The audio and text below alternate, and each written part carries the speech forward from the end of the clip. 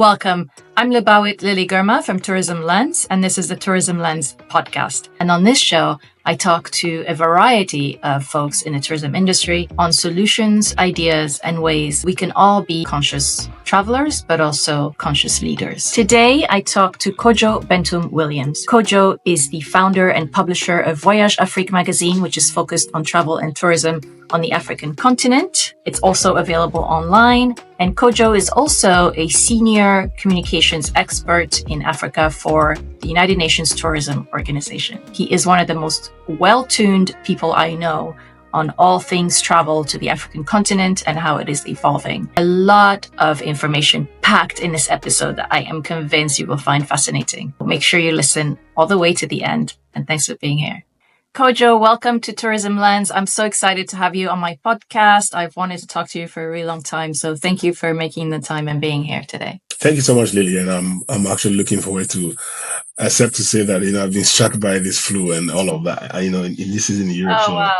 Should expect that. But yeah, you travel quite a bit, so every time I look at your photos, I'm sort of living vicariously through you and seeing the continent. So I want to tell people a little bit about you for those who don't know, talk about what you do, because you do wear multiple hats.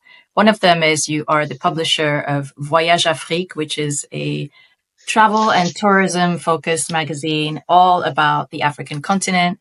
And I remember going as far back as probably 5 or 6 years looking at VoyagesAfriq online. Tell me about when you started it and how has it grown since? Let me backtrack, a little bit. So what we did, myself and the team was that because I used to work in the tourism sector and still work in the tourism sector from the policy standpoint. So I realized that, look, there was no publication, or if there was, it was not just consistent on, talking about tourism. Pretty much so, narrow it down on Africa, So the inspiration for us was to create a platform that would, become an avenue where we use that to, first of all, obviously, to promote tourism on the continent, as well as also help offer an opportunity for the people in the industry to be able to speak to us. Because if anyone was going to, talk about tourism or, report about tourism, it will be just, a passing by thing. So we decided that we're going to go into the trade and, part of consumer news element to talk about tourism, to write about tourism, to speak about the people who matter. And when I backtrack, with the team to see how rich and the kind of things that were happening on the continent, and still you find only pockets of them, reported in the big media, we got inspired to change that course, obviously, change that course to ensure that we shed more light on what is happening in Africa. At the same time, an opportunity to create a media that would be speaking to the private and the public sector. So that was our inspiration and stuff like that. And then because I had worked with Seychelles, Kenya, Tanzania, a lot of these tourism boards. So it was very easy to speak to them and, get access to them. Maybe I should use the word. So Yes. That really, pushed us, and it was quite exciting to be attending all the travel shows and realize that there's no report of it in the media. Tourism generally across the world, as you know, is rarely covered unless it's the bad news. Okay. Yeah. So you had the networks basically to set Yes, this up. you're right. And you also have a role as a senior communications expert at UN Tourism. Yes. For Africa, that takes you pretty much to many, many countries on the continent. Like, how many have you visited so far, and what does your role consist of? As you rightly said, it takes me to many of our member states, being it our commission meetings, side events, other important workshops that we did. The last one we did was in Zimbabwe, and as we met again with the Brand Africa and all of that. So it takes me there. And what I do is to also help the media understand exactly what we do at UN Tourism. So I do that. I do, media engagement, media facilitation. It's also an opportunity for us to help educate and inform, because when we go to every country, we help the media there and the countries to be able to put out their destination narratives. Yeah. Got it. Amazing. Okay. So there's a lot more talk about Africa travel from this side in the West. I want us to go over how Africa tourism has been performing since the pandemic. It is almost fully back. What do we see ahead? Is Africa experiencing, in your opinion, a tourism renaissance? In many aspects, some of our member states or destinations in Africa actually have gone beyond the pandemic figures. And as you Yes. can see, I think Seychelles and Rwanda also mentioned it, and a couple of them. But averagely, from the UN tourism perspective, and from the figures that was last released, the general return to pre-pandemic levels around 97, 98%.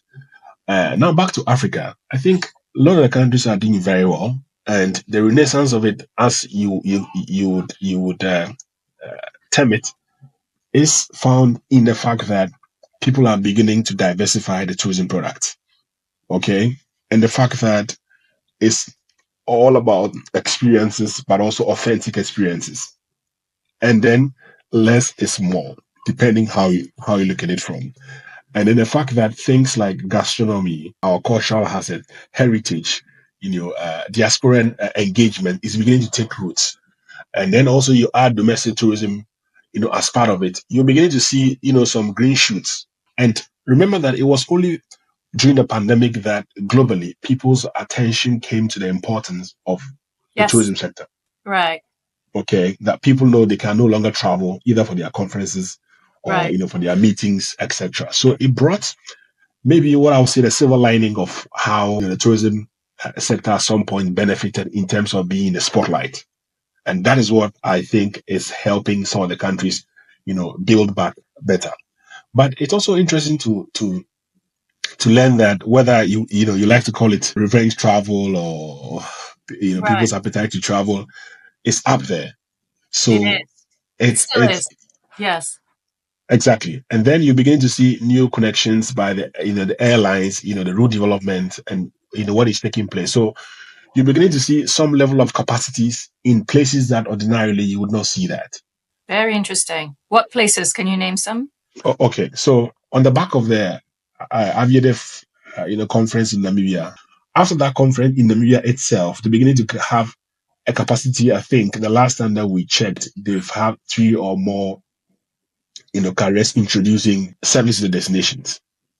Now, it will interest you to note, or even as you know, that even when you're in the continent, in the continent and you're very close, you may have to go the route, before Yeah, you connect. it's still a problem. Now, Yeah, for sure. now, now it takes time. If you look at, things like route development and the partners that are involved, it will take time for you to see the fruits. But already we're beginning to see that Air Botswana launched their route that launched from Haboroni to Durban and then to Windhoek. Now they're very close, but as at now, if you want to connect, you may have to go through Johannesburg, or sometimes get out to Sure. Ethiopia, before Go to you Addis, connect. So Ethiopian Airlines.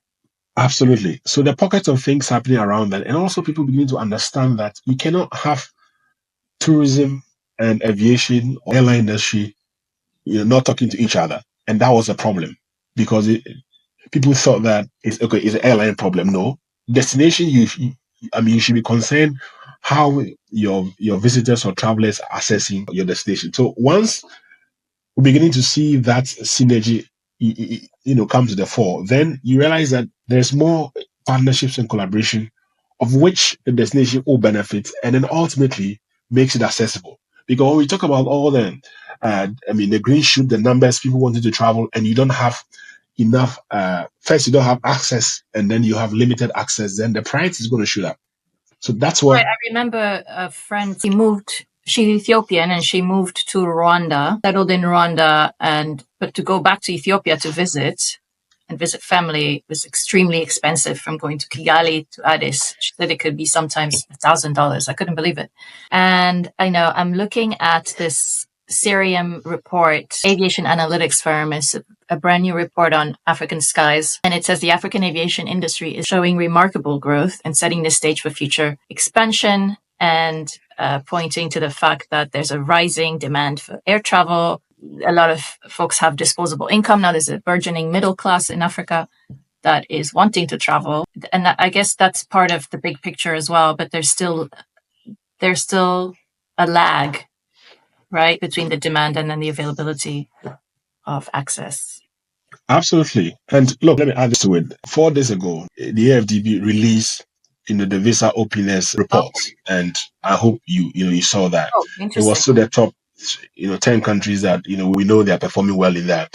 Benin, Seychelles, Rwanda, Mauritius. I think Ghana was in, as well, and the other countries. But the striking thing is the fact that as you spoke about the demand and middle class on the continent wanting to travel, look, they are met with unnecessary bottlenecks of visa and sometimes obviously access. So if you're going to create the access and people still have the issue of, because you have two ways, visa facilitation, then it's better for the person to take the flight from Accra to Dubai or Accra to Doha or anywhere in the world that is cheaper, first of all, and it's more accessible. And if you even want to require visa, it's straightforward. So we should also know that the continent alone, you are 1.5 billion possible market.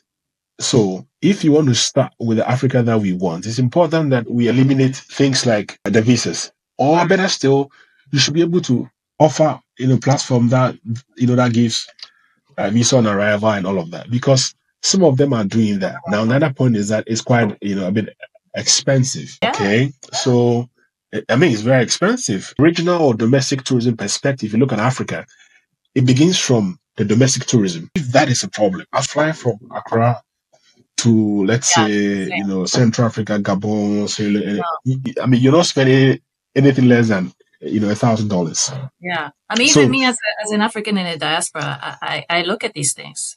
I want to visit the continent on my own time. I look at the flights, and I don't want to connect in 3 different places and pay double the price. I want it nonstop. And most travelers since the pandemic are leaning towards ease. And absolutely less stress because and so absolutely. Just want to easily get there, easily get on a plane, get my luggage, and go on and enjoy my vacation. That's period. Visa on arrival if it must be, and yeah. But also it ought to be said, like what Rwanda is doing, what Seychelles, obviously, Benin and all of that. It's very straight. They tell you what you need, you get there, you just show up there, and you have where you're going to stay, a return flight, etc. Then you are fine. So it's not as if the entire continent is, lagging behind. We've seen some progressive elements in our region, and it's bearing fruit. Is more than bearing fruit. Rounding up 2024, looking into 2025, we should make it easy for people to travel on the continent. When you and I were both at the Brand Africa UN Tourism Conference in late July and in Livingston, Zambia, and this whole conversation about misconceptions about the continent in the media and how can we change that, I thought it was really interesting conversations happening there. And really, sometimes you don't even realize how much impact negative news can have that trickles down into tourism and whether or not people want to visit a certain destination. And I think that really hit me when there was a statistic that was shared during that conference that Africa, as of 2019, had only received 5% share of global travelers. 5% is just... It just doesn't, I couldn't wrap my head around that because it's unbelievable, right? It's unbelievable because every time I go to the continent, every time I go, whether it's Rwanda, lately I've been fortunate to go to Rwanda and Morocco, and every time I'm just blown away by the richness of the culture that we experience and the amenities. But it's just really mind blowing to me that people are missing out because of the perception that persists in the Western media that is more focused on the negative and the challenges. And, and so are we going to see this share increase, you think? Okay. So I share in what you said, but if you look at it from a broader perspective, you realize that there are multi reasons for this 5% or a little bit of 5%. First of all, yes, that's true. You realize also, from the point of view that we've not done very well when it comes to data and tracking the figures. So at UN Tourism, obviously, they will get the input from the member states. And so if you don't have a strong, destination keeping track of all the things that have been happening with their, Ministry of Finance and other stakeholders or the statistical service, in all the countries, it will be difficult for you to input this figures. And if you don't have those figures, then it will be lack of data or limited data. In itself also means that you will have to arrive at that 5%. So the point has to be made that it's about time that our destinations also invest in data and statistics, because look, when you have data, it reinforces your point to policymakers for your own budget, to prove to the fact that tourism is indeed a driver. If you just make a statement that of course tourism is a driver, you need the data to buttress your point, to say that that's why we need you to invest in it, because even with this lower investment, you'll see the impact and the ripple effects on the economy. That's one of the first things that I also look at. Someone wants me to pitches their story, and they're telling me they're performing this way and that way, and I'm like, well, where's the data? What's the data telling me? And not just the data now, but like the data from maybe 5 years back, and then we can see what's been happening. Just to give an example, even it's not just about arrivals either. I was just did a story on Puerto Rico, and I've been following Puerto Rico's performance since maybe 2017 or 2018. And they have the numbers where they can show how many small businesses have entered the tourism network. Yes. Been involved in tourism since between 2017 and now. And the numbers are like staggering. It's incredible. So many more thousands of small businesses are now part of the tourism industry in Puerto Rico that were not before, and how they pivoted towards culture and focusing on the people of Puerto Rico and the culture there and all the cultural experiences you can have when you go there. Whereas before it was just a beach and sun destination kind of message. So I think that if you're right, if we had that for our African destinations, it would be. And also, like you're saying, we have to be deliberate and we have to be intentional about this. That look, we are setting ourselves to bring the SMEs on board. Let them understand the value of what they want to bring on board. And ultimately, once they know that you have a strategy, so you're following your strategy. Right. At least you have a plan, or that you want to follow. Even if you don't achieve the exact numbers, there's a roadmap, so you know the gaps. So let me throw this your way. At the same conference I mentioned that we were at on Brand Africa, and on my panel, one of the questions that came in, and I'm sure you remember it, it was from one of the tourism ministers who asked, well, what are we doing wrong? Because here we are, it's, late July in Spain, they're so overwhelmed with tourists. So many people want to go there still, but they're fed up. They don't want them. They don't want these tourists. So, and here we are, trying to bring more tourists because we need them. What are we doing wrong? What would be your response? Well, what are we doing wrong? It's not a one answer thing, but if we go back, a bit, you will see that visa facilitation, development, and product diversification is also another one. We also look at the fact that we need to be able to look at the profiling of our source market and see where and how to decentralize the market itself. Because if you would have your season, so why don't you bring a product that's when you don't have your high season, it can fill in the gap. It's about being innovative to see that, okay, this is what we can do. This is the traffic. Okay, if it's on high season, how do we collaborate with the airlines and see that, okay, let's start something. Even let's start from a charter service, from a market that is not considered your traditional market, but then it portends something for you. But they feel that, look, they don't have, because the airlines are not charities. Think about it. It's a business. And I'm glad you said that about innovation, because I feel like that is so much lost opportunity, because no one is innovating, and everyone is, at least in the countries where safaris are dominating, they're just sticking to a tried and true formula. And that only brings in visitors during certain times of the year, not year round, as you just said. And there's so much more potential. When we were in Livingstone, Zambia, I was told that Livingstone is the heart of tourism in Zambia. It's basically like the hub, the main tourism hub in Zambia. Yes. And for being a main tourism hub, I would tell you that for the week that I spent there and the extra days I spent there, I really had to work hard to find cultural experiences. I know they exist, or maybe they don't, and they can be created. Someone can innovate there and create them. And I have a colleague who's a former, I don't know if she's still a journalist, but she was a travel writer, Zambian. And, you and I have very wide networks because we're journalists. We're very lucky that way. She put me in touch with a couple of options of what I could do, but it was very difficult. I had to arrange things in ahead of time. And the only things that were on offer were wildlife experiences. And don't get me wrong, Victoria Falls is stunning. It's been on my bucket list forever. I'm very grateful I saw it. Very grateful for the wildlife, for the ride on the Zambezi River, sunset, all of that. But at the same time, to bring in more visitors year round, you need other products. You need Absolutely. Yeah, you need to diversify it. You need to be smart around it. The fact that how do you involve communities and spread the wealth is by training them and by offering them ways to offer cultural experiences. That's why I'm happy with the Best Tourism Villages network that they have.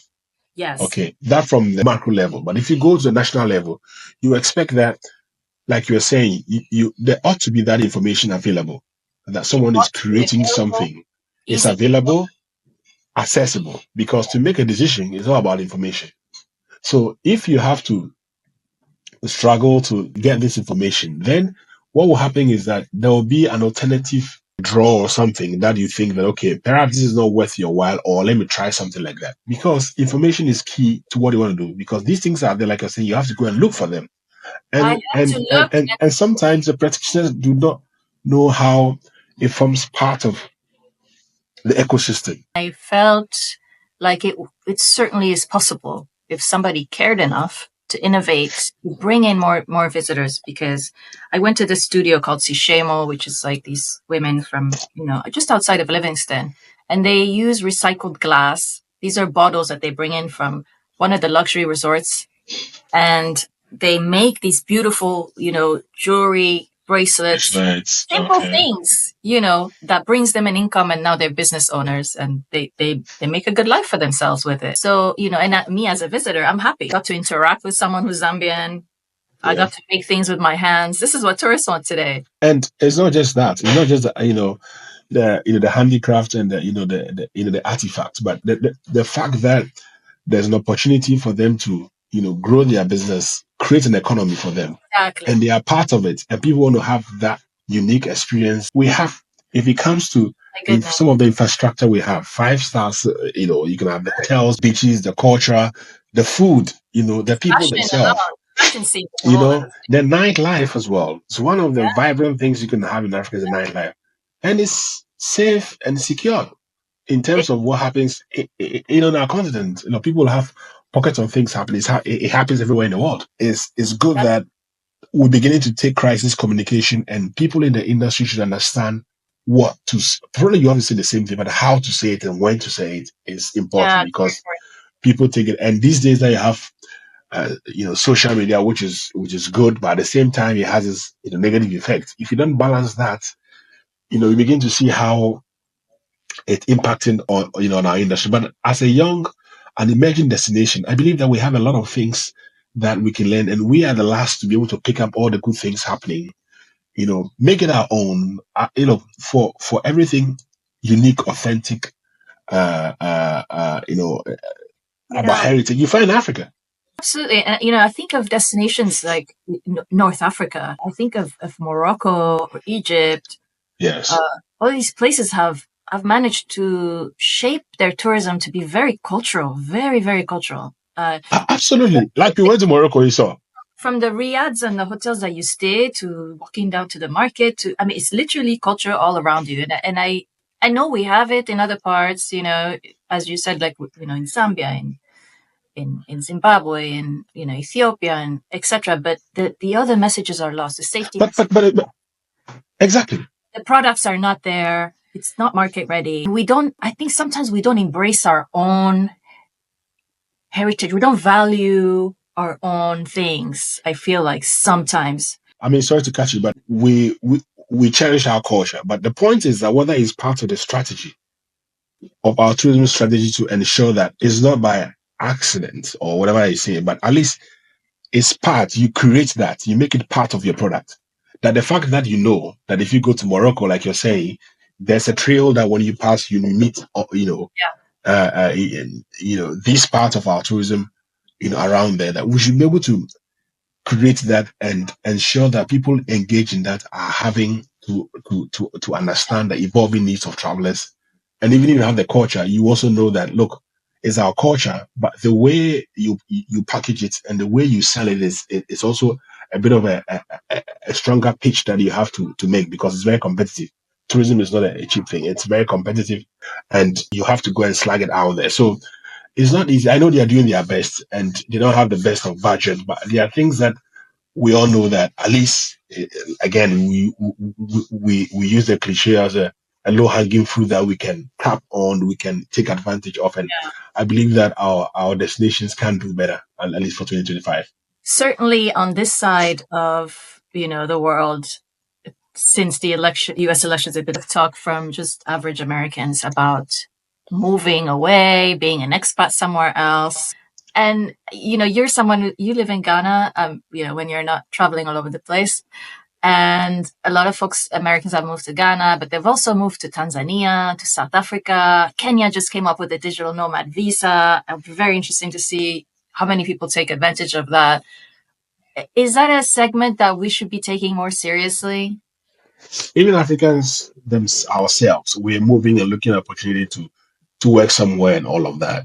Sometimes the truth is that on the continent, the laws that we make as as a government sometimes don't seem to, if you like, favor even Africans on the continent. So we look at nomad visa, and the first thing that comes to mind is people from the outside and who want to go to, say, Namibia or go to Kenya or Morocco or all the countries. Now, on that specific nomad visa, what I think is a bit gray is that is a new thing that is coming up, and some of them need to work around the governance, structures of that, because it's announced now. When you begin the process of wanting to do that, it's also another headache that people have expressed, some reservations around it. Yeah. So, for example, I spoke to the Namibia Investment Promotion Development Authority, who also introduced that a bit of a year and a half ago, and were telling me the numbers that, because they also introduced that. Okay, yeah. Unfortunately, I don't say unfortunately, the numbers hasn't been that they were expecting, and I thought as well was a little bit down. But I also realized that there ought to be a lot of understanding from the Home Office or immigration and the tourism people, and the internal revenue and all of that. A lot of stakeholders who need to understand how these things work. It's good to announce it, but the structures is a problem, because they have now, at the time that I spoke to her again this year, they've only had, I think, out of 400, I think they had issued maybe about less than 70 or 80 of them, or 90 or something like that. Well, I thought was a little bit disappointed, but they admit that they've been working, towards that. But the fact that they've acknowledged the potential of growing the economy, with that itself is a good step.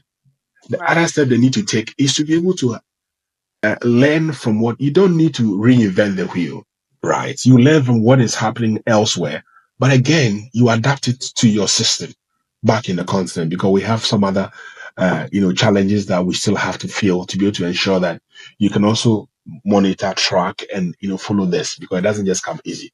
But the good thing is happening. Rwanda, I think, South Africa, they've been going through a rigorous process. My only concern is the fact that they ought to be able to adapt it to the local reality, because now some part of Cape Town, there's also the issue, obviously, that you talk about, short-term rentals and all the things that are happening, not unique to South Africa, but in Barcelona, in around the world. The fact that, are you prepared to understand the dynamics of it, what it means to promote that, and what are the incentives and measures that are in place to ensure that there's a fair balance? Let's talk about travel, though. Just mention maybe 3 amazing places that perhaps are lesser known that people should know about that you visited in the last year. Sierra Leone, they have amazing beaches. one of the pristine serving spots in the world. And they have, some great cultural heritage. I mean, culture is a massive thing on the continent.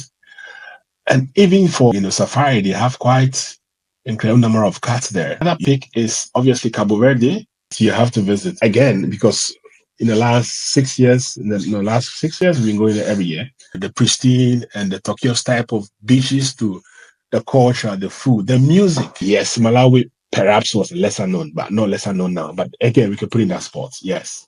Yeah. It's a small country and its people for sure I could mention as well. And if you go to Lake Malawi, their cultural activities, as well. And then also the place I've gone a lot that you always have different things. You have Seychelles, you will still see the beaches there.